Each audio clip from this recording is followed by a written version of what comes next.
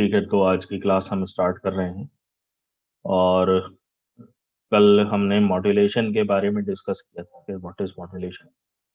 Modulation is a technique through which you superimpose the signal to be transmitted over another signal that is known as carrier signal। तो carrier signal के ऊपर बिठाकर या super impose करके हम जो signal को हमें ट्रांसमिट करना है उसको हम ट्रांसमिट करते हैं आगे।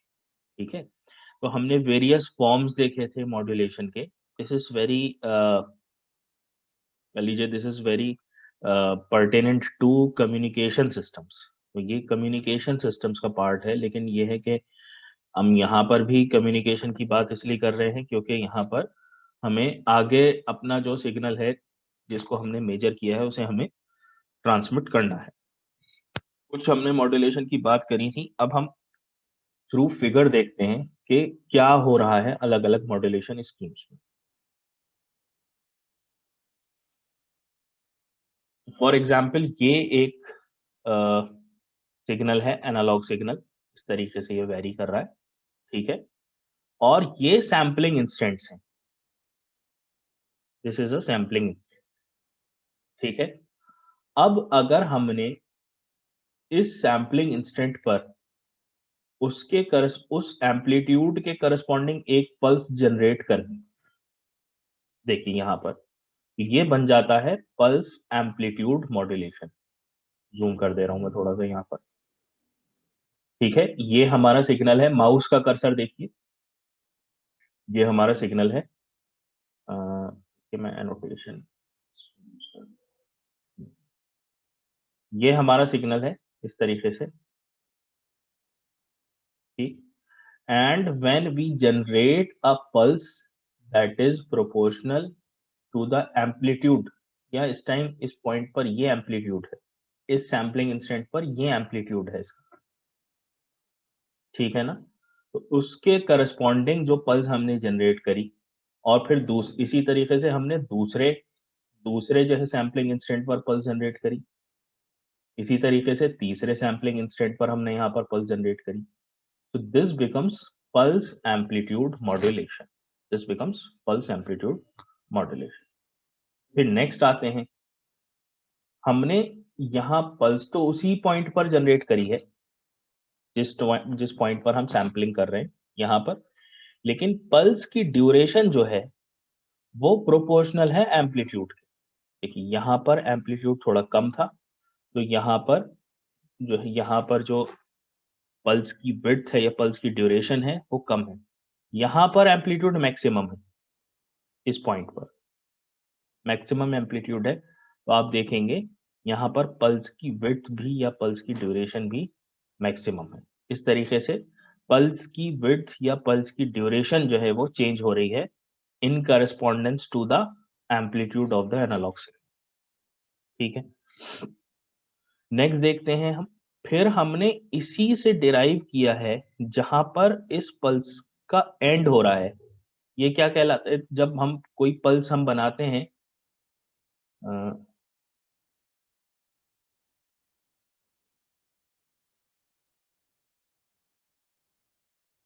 कोई हम पल्स स्क्वायर पल्स इस तरीके से बनाते हैं, तो पल्स ऐसे जाती है, ये कहलाता है पॉजिटिव गोइंग ट्रांजिशन, पीजीटी। और ये क्या कहलाता है, नेगेटिव गोइंग ट्रांजिशन, एनजीटी। इसको हम कहते हैं पीजीटी, यानी पल्स की वैल्यू बढ़ रही है, और इसको हम कहेंगे N G T, negative going transition. तो हम ये देख रहे हैं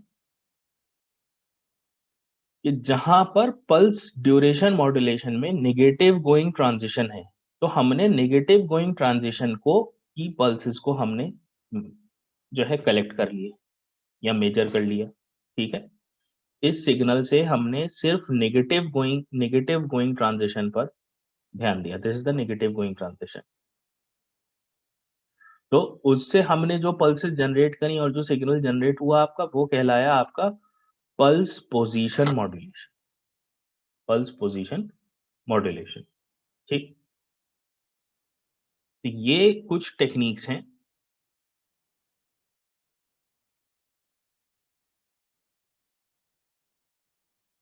एनालॉग पल्स मॉड्यूलेशन स्कीम्स।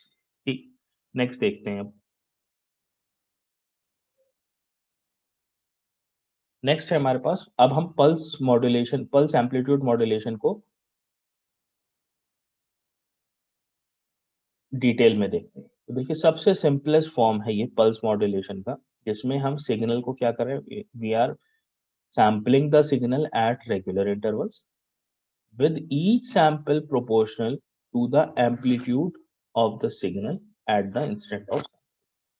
यही चीज हमने अभी देखी कि जिस पॉइंट पर हम सैंपल कर रहे हैं उस पॉइंट पे पल्स की जो हाइट है दैट इज आइदर सेम, क्योंकि हमने उसी सिग्नल की के एम्पलीट्यूड के बराबर ले लिया, और it will be proportional, or it will be proportional the to the amplitude of the signal at the sampling instant। ये बन गया आपका pulse amplitude modulation।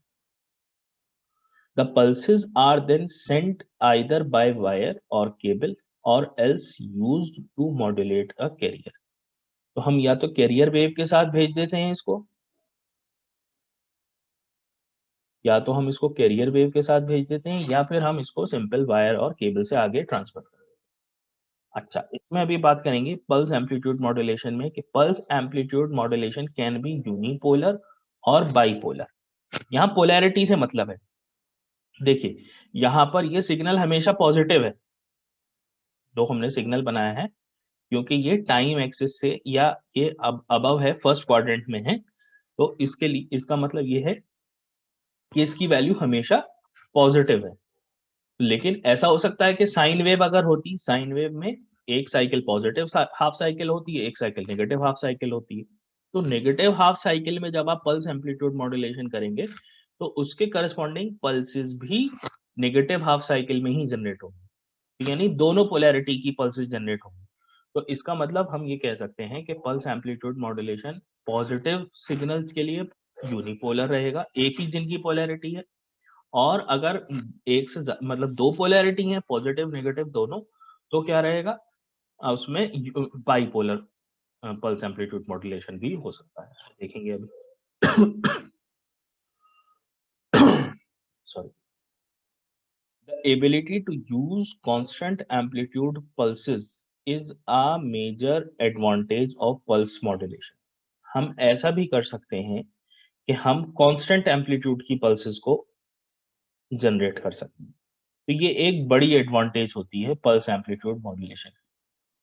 लेकिन जनरली पीएएम में पल्स एम्पलीट्यूड मॉड्यूलेशन, ये पल्स मॉड्यूलेशन की बात है, देखिए इन सब में देखिए एम्पलीट्यूड सेम है, पीडीएम में एम्पलीट्यूड सेम है, सेम हाइट की पल्सेस हैं, इसी तरीके से पीपीएम में भी सेम हाइट की पल्स है, लेकिन यहाँ पर पल्सेस की हाइट क्या हो रही है, चेंज हो रही है। ठीक है, since PAM does not utilize constant amplitude pulses, it is less frequently used। ये एक थोड़ी सी दिक्कत है कि कांस्टेंट एम्पलीट्यूड पल्सेस नहीं है, तो इसे हम बहुत ज़्यादा फ्रीक्वेंसी मतलब फ्रीक्वेंटली इसको हम यूज़ नहीं करते। और आपने देखा भी होगा कि एम्पलीट्यूड मॉड्यूलेशन का अगर आपने कभी कार में रेडियो सुना हो, तो आपने देखा होगा कि उसमें बहुत ज़्यादा डिस्टर्बेंस होता है, वहीं एफएम में बहुत क्लैरिटी होती है sound. If it is use the pulse frequency then modulates the carrier. अगर हम पीएम को यूज करते भी हैं तो फ्रीक्वेंसी मॉड्यूलेशन के साथ ही हम उसको करते हैं।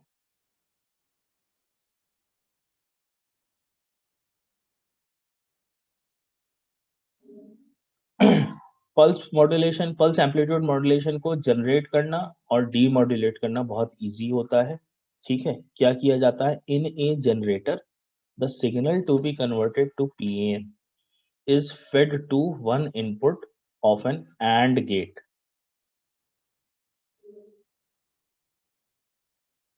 ठीक है, एक एंड गेट ले लिया हमने, उसमें हमने सिग्नल दे दिया जो हमारा एनालॉग सिग्नल है, और दूसरे इनपुट पे हमने क्या दिया, pulses at sampling frequency are applied to the other input of the and gate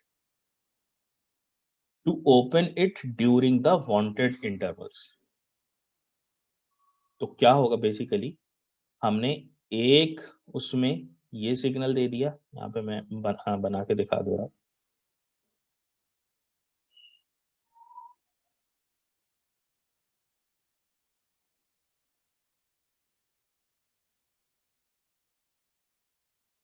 ऐसा होता है एंड गेट, ठीक है।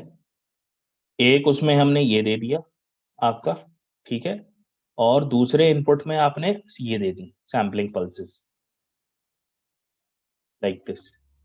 सो यहां से जो आपका आउटपुट होगा, यहां से आउटपुट होगा वो क्या निकलेगा आपका, आउटपुट निकलेगा इस फॉर्म, दिस फॉर्म, इस तरीके,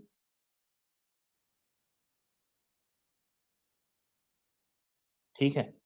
फिर the output of the gate then consists of pulses at the sampling rate which have equal amplitude to that of the signal voltage or signal level at each instant.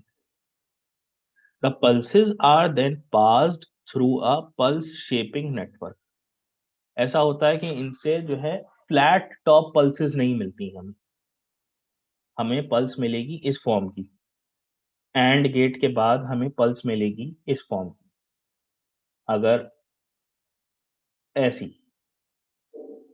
लेकिन हमें चाहिए flat top pulse. तो हम ऊपर की ये जो है टॉप है इसको हम क्लिप कर देते हैं सो दैट हमें पल्स जो है वो फ्लैट टॉप, ठीक है। तो ये आफ्टर एंड गेट है, एंड गेट, एंड गेट के बाद जो आपको पल्स मिल रही है उसकी फ्लैट टॉप नहीं होगी।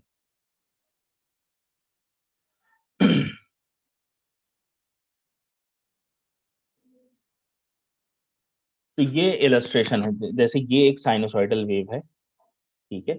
अगर आप इसका यूनिपोलर पल्स एम्पलीट्यूड मॉड्यूलेशन कर रहे हैं तो ये पल्स जनरेट हुई यहाँ पर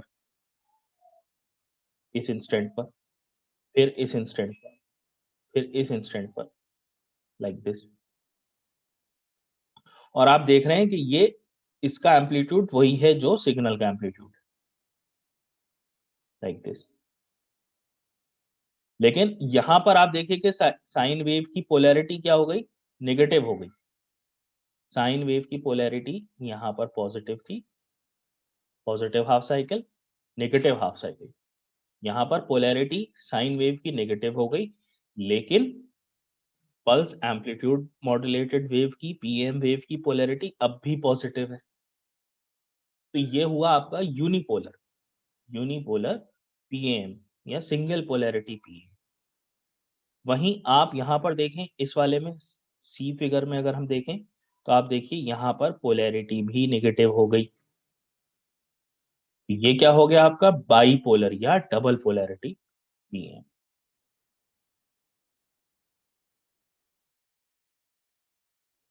नेक्स्ट आता है पल्स टाइम मॉड्यूलेशन।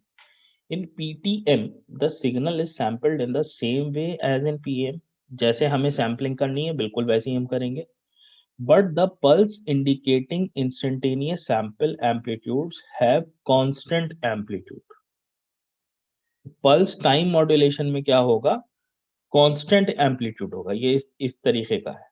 यहाँ पर यही चीज होगी लेकिन एम्पलीट्यूड सेम होगा। द वेरिएबल कैरेक्टरिस्टिक्स में बी विड्थ। अब हम क्या कर सकते हैं इसमें, हम विड्थ को चेंज कर सकते हैं। हमें ये कैसे मालूम चलेगा कि सिग्नल की वैल्यू चेंज हो रही है, तो कुछ ना कुछ तो सिग्नल के करस्पॉन्डेंस में हमें वैरी कराना पड़ेगा या चेंज कराना पड़ेगा। तो इसलिए हम यहाँ पर या तो विड्थ को चेंज कर सकते हैं, पल्स की ड्यूरेशन को, पल्स की पोजीशन को, फ्रीक्वेंसी को, ठीक है। तो पीटीएम में ये सब जो है ये सारे आपके आते हैं, pulse width modulation, pulse position modulation, pulse frequency modulation. Pulse frequency modulation की कोई सिग्निफिकेंट प्रैक्टिकल एप्लीकेशन नहीं होती है, इसलिए इसको हम पढ़ा भी नहीं रहे हैं और इसको यूज भी नहीं किया जाता। सबसे इंपॉर्टेंट बात क्या है, all forms of pulse time modulation have an advantage over pulse amplitude modulation because the pulse amplitude remains constant. हमने इसमें देखा यहाँ पर एम्पलीट्यूड चेंज हो रहा है in correspondence to analogue signal, लेकिन बाकी इसमें एम्पलीट्यूड सेम, ठीक है। So that the amplitude limiters can be used to provide a good degree of noise immunity. Constant amplitude होने की वजह से नॉइज इम्यूनिटी यानी इसमें अनवांटेड सिग्नल या डिस्टरबेंस सिग्नल आने का चांस जो है वो कम हो जाता है। नेक्स्ट देखते हैं पल्स विड्थ मॉड्यूलेशन। इसको हम पल्स ड्यूरेशन मॉड्यूलेशन भी कहते हैं। ठीक है, अभी हमने ऊपर देखा इसकी फिगर कैसे, तो ये एक साइन वेव है और जैसे जैसे एम्पलीट्यूड चेंज हो रहा है, यहाँ पर कम एम्पलीट्यूड था तो पल्स की विड्थ भी कम है, पल्स की विड्थ भी कम है। यहाँ पर एम्पलीट्यूड बढ़ गया तो पल्स की विड्थ भी बढ़ गई। यहाँ पर एम्पलीट्यूड फिर कम होने लगा, पल्स की विड्थ फिर कम होने लगी। यहाँ पर और कम हुआ और कम हो गई पल्स की विड्थ। यहाँ पे एक इस पॉइंट पर बहुत कम है, नेगेटिव में मान लीजिए ऑलमोस्ट मैक्सिमम ऑफ नेगेटिव है, नेगेटिव मैक्सिमम है, तो यहाँ पर लीस्ट थिक या थिनेस्ट पल्स है आपकी। तो in this figure we have a fixed amplitude and starting time of each pulse, but the width of each pulse is made proportional to the amplitude of the signal at that instant. बस ये बात कह रहे हैं इसमें। Pulse position modulation. In this modulation system, the amplitude and width of the pulses is kept constant.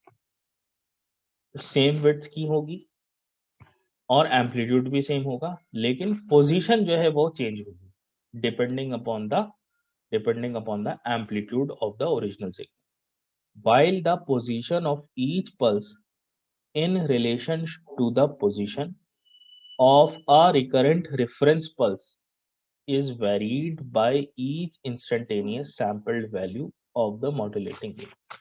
वही बात कह रहे हैं कि जिस पॉइंट पर हम सैम्पलिंग कर रहे हैं उस पॉइंट पर जो पोजीशनिंग हम उसकी करेंगे वो करेंगे इस तरीके से कि जो हमारा सैंपल का एम्पलीट्यूड होगा, सिग्नल का एम्पलीट्यूड होगा, उसके करेस्पॉन्डेंस में हम उसकी पोजीशनिंग करेंगे। PPM may be obtained very simply from PWM as shown in the figure। हमने ये देखा था पल्स पोजीशन मॉड्यूलेशन अगर हमें करना है तो हमें क्या करना है, सिंपली इसका नेगेटिव गोइंग ट्रांजिशन ले लेना, जस्ट लाइक दिस। ठीक है, ये बात पहले भी अभी मैंने इस फिगर में आपको दिखाई कि हमने इन फिगर्स का पल्स विड्थ मॉड्यूलेशन का या पल्स ड्यूरेशन मॉड्यूलेशन का हमने नेगेटिव गोइंग ट्रांजिशन ले लिया, जिस टाइम पल्स आपकी नेगेटिव साइड में जा रही है, खत्म हो रही है, वो आपका बन गया पल्स पोजीशन।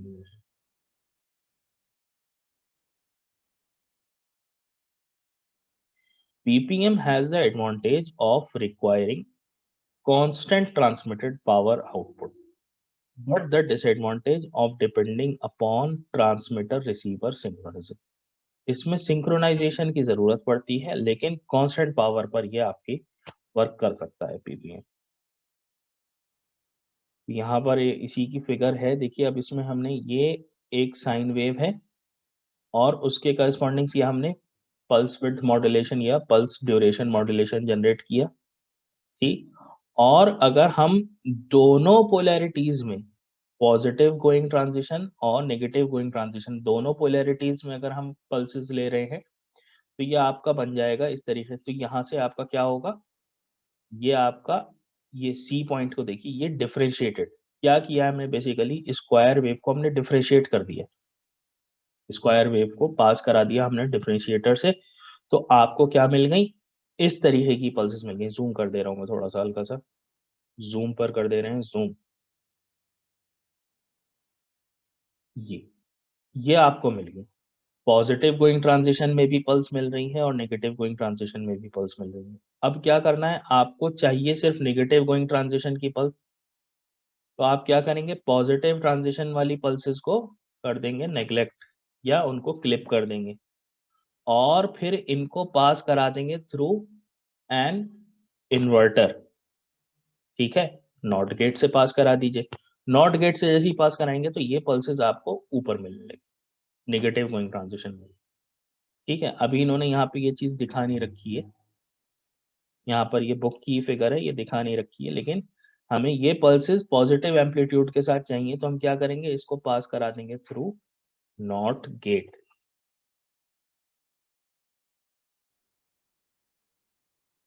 नेक्स्ट टॉपिक है डिजिटल मॉड्यूलेशन। एनालॉग मॉड्यूलेशन हमने पढ़ लिया, अब डिजिटल मॉड्यूलेशन के बारे में पढ़ते हैं। तो डिजिटल मॉड्यूलेशन सिस्टम में क्या होता है? It consist of systems in which the encoded signal of binary digits is used to form pulse code modulation and delta modulation। इसमें हम क्या करते हैं? पल्स कोड मॉड्यूलेशन में या डिजिटल मॉड्यूलेशन में जो भी हमारा सिग्नल है और उसका एम्पलीट्यूड है, उसकी करस्पॉन्डिंग हम बाइनरी कोड जनरेट करते हैं। ठीक है, और इसीलिए इस टेक्निक को हम कहते हैं डिजिटल मॉड्यूलेशन। ठीक है, यहाँ पर पल्स कोड मॉड्यूलेशन क्या है भाई? It is a different form of modulation and it is a digital process. Why? Because instead of sending a pulse train continuously capable of continuously varying one of the parameters, the PCM generator produces a series of number of digits। हम pulses की किसी frequency, pulses की किसी property को हम change नहीं कर रहे हैं, ना ड्यूरेशन को चेंज कर रहे हैं, ना पोजीशन को चेंज कर रहे हैं, ना एम्पलीट्यूड को चेंज कर रहे हैं। हम क्या कर रहे हैं? सिग्नल के करस्पॉन्डिंग, सिग्नल की वैल्यू के करस्पॉन्डिंग एक डिजिटल कोड जनरेट कर रहे हैं। इसलिए इसे हमने डिजिटल प्रोसेस का नाम दे दिया और इसका नाम पड़ गया pulse code modulation. Each one of these digits almost always in a binary code, zeros and ones की फॉर्म में होगी, represents the approximate amplitude of the signal sample at that instant। तो किसी इंस्टेंट पर अगर हम कोड को देखेंगे, डिजिटल कोड को देखेंगे, तो that digital code will correspond to the amplitude और the signal level at that instant. The approximation can be made as close as desired. तो हम डिजिटल कोड को हम चाहें तो बहुत ज्यादा एक्यूरेट हम बना, अप्रोक्सीमेशन ही होगा, लेकिन अप्रोक्सीमेशन भी उसका हम बहुत क्लोज हम कर सकते। तो ये एक फिगर है जिसमें हम दिखा रहे हैं कि ये एक्चुअल वेव है, ये आपकी, मैं इसको हाईलाइट कर दे रहा हूँ।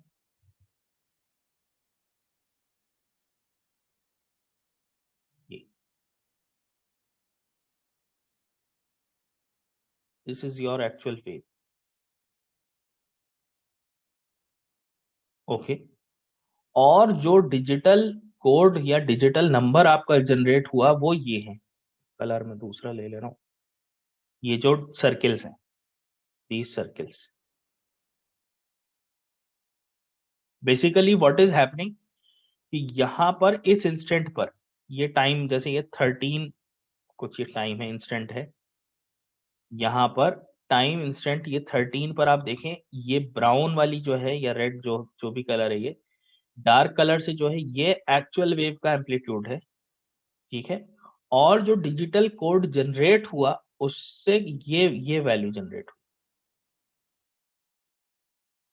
ठीक है, तो हमने बेसिकली क्या किया है, यहाँ पे मैं ड्राइंग्स को क्लियर कर दे रहा हूँ। बेसिकली हमने क्या किया है, जो एनालॉग वेव है उसके हर इंस्टेंट पर हमने एक डिजिटल नंबर को जनरेट किया, जिस पॉइंट पर हम सैम्पलिंग कर रहे हैं, एक नंबर को हमने जनरेट किया और उन नंबर्स को कनेक्ट करके हमने एक अप्रोक्सीमेट वेव बनाई, which is an approximate representation of the actual analogue wave. और हम इसको क्या कह रहे हैं भाई? इसको हम कह रहे हैं क्वांटाइज्ड वेव। क्वांटाइजेशन का क्या मतलब है? डिस्क्रीट लेवल्स हैं वैल्यूज की। ठीक है, तो इसके बारे में और डिटेल में हम पढ़ेंगे नेक्स्ट क्लास में अपने।